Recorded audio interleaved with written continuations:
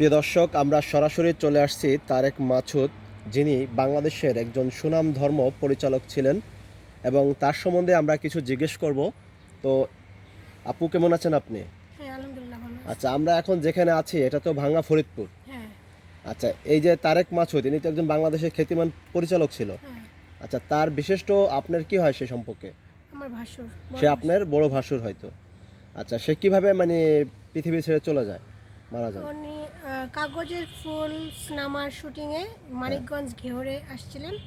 ওইখান থেকে শুটিংয়ে শেষে ফেরার পথে চুয়াডাঙ্গা এক্সপ্রেস একটা আপনার যা কি বলে ওটা বাস, হ্যাঁ বাস অ্যাক্সিডেন্টে মারা যায়। হ্যাঁ, ওটাই সংঘর্ষ, তার তার গাড়ির সাথে সংঘর্ষ হয়ে জায়গায় মারা যায়। আচ্ছা, তিনি তো পৃথিবী ছেড়ে চলে গেছেন। দীর্ঘ কত বছর হয়েছে? 13 বছর। 13 বছর হয়েছে।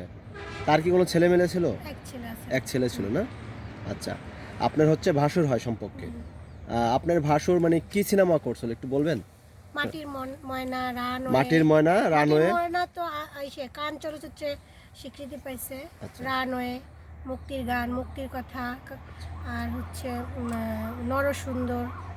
আচ্ছা, মানে অনেকগুলো মনি সিনেমা সে তৈরি করছিল, অথচ এই খ্যাতিমান বাংলাদেশের মতো একজন তিনি নামি দামি একজন ব্যক্তি আমাদের ফরিদপুর জেলা ভাঙ্গা থানায়, অথচ আমরা অনেকে কিন্তু জানতাম না। আচ্ছা, তার কোনো স্মৃতি আছে যে আপনাদের সাথে মানে আপনি তাকে দেখছেন স্বয়ং চোখে, তার স্মৃতি আপনার ধারণ হ্যাঁ, করা? অবশ্যই, সে তো আমার ফ্যামিলির লোক। আচ্ছা, সে আমার আপনার আপন প্রেমী। বড় ভাসুর। আচ্ছা, মানে তার ব্যবহারটা কিরকম ছিল একটু বলবেন? খুবই অমায়িক সে। আর খুব একে তো খুবই ভালো ব্যবহার ছিলেন, তার খুবই অমায়িক ব্যবহার ছিল। আর সে অনেক উচ্চ পর্যায়ের একজন লোক, যা আর অনেক উচ্চ শিক্ষিত। এদের এমনিতেই এদের সব কিছু আলাদা হয়। তার ব্যবহার ওরকম ছিল। তার মানে তার মেধা শক্তি ছিল, চিন্তা ছিল অনেক সুন্দর সুন্দর। সুদূরপ্রসারী, হ্যাঁ, সুদূরপ্রসারী। এবং আর ভালো কিছু করা দেশের হ্যাঁ, জন্য। হ্যাঁ, হ্যাঁ। সে বিশেষ করে ইয়াংদের জন্য তার খুব চিন্তা ছিল। তাদের ইয়াং জেনারেশন যাতে কি আমাদের যে মুক্তিযুদ্ধ বা এই যে যে সঠিক যে ধারণাগুলো পায়, এই সঠিক কাজগুলি করার জন্য সে সবসময় চেষ্টা আচ্ছা, করছে। তিনি মারা যাওয়ার পরে সে কোনো রাষ্ট্রীয় সম্মাননা বা রাষ্ট্রীয় কোনো হ্যাঁ, পেয়েছেন? 21 পদক পেয়েছে। 21 পদক পেয়েছেন। আচ্ছা, আরেকটা বিষয় জানতে চাচ্ছি, মানে তার সাথে আপনার তো ফ্যামিলির একজন মানুষ, ঠিক না? তার সাথে মানে হাসি খুশি এমন কোনো মুহূর্ত আপনাদের মানে একটু বলবেন খুব। তার স্মৃতি? বিশেষ করে আমার মানে মেয়ে কিরকম ফ্রি বাচ্চারা ছিল? খুব ফ্রি, সবার সাথে সে ফ্রি ছিলেন। আমার যে বাচ্চা, আমার বাচ্চা, আমার দেবরের বাচ্চারা সবগুলির সে একদম কোলের মধ্যে এরকম, সে উচ্চ লম্বা এবং সুন্দর সুদর্শন ছিলেন। সবগুলির এইভাবে কোলের মধ্যে দিয়ে তারপরে সবগুলি ঠাইসা ধরে বলতো তাদের ভর্তা করি, আলু ভর্তা করি, পটল ভর্তা করি, এরকম বলতো। খুব মজা মানে করতো, খুব হাসি খুশি মানুষ ছিল। খুব ভীষণ। এবং আমরা যেটুকু জানতে পেরেছি যে তার মধ্যে কোনো অহংকার বা না, না, না। এরকম কিছু ছিল না, এবং সে দেশপ্রেম ছিল। প্রকৃত শিক্ষিত যারা, তাদের মধ্যে সব থাকে না। তারেক ভাই একজন প্রকৃত শিক্ষিত লোক ছিলেন। প্রিয় দর্শক, আমরা আসলে তার আপনজনের কাছ থেকে কিছু কথা শুনলাম, আপনারা শুনে বুঝতে পাচ্ছেন।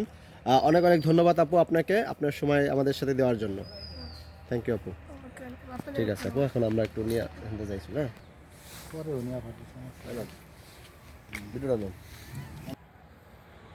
প্রিয় দর্শক, আমি এখন দাঁড়িয়ে আছি বাংলাদেশের একজন কিংবদন্তি পরিচালক, যিনি বাংলাদেশের মধ্যে এমন এমন সিনেমা করেছেন যে সিনেমাগুলো জাতীয় চলচ্চিত্র পেয়েছেন, এবং বাংলাদেশের একজন সুনামধর্ম পরিচালক।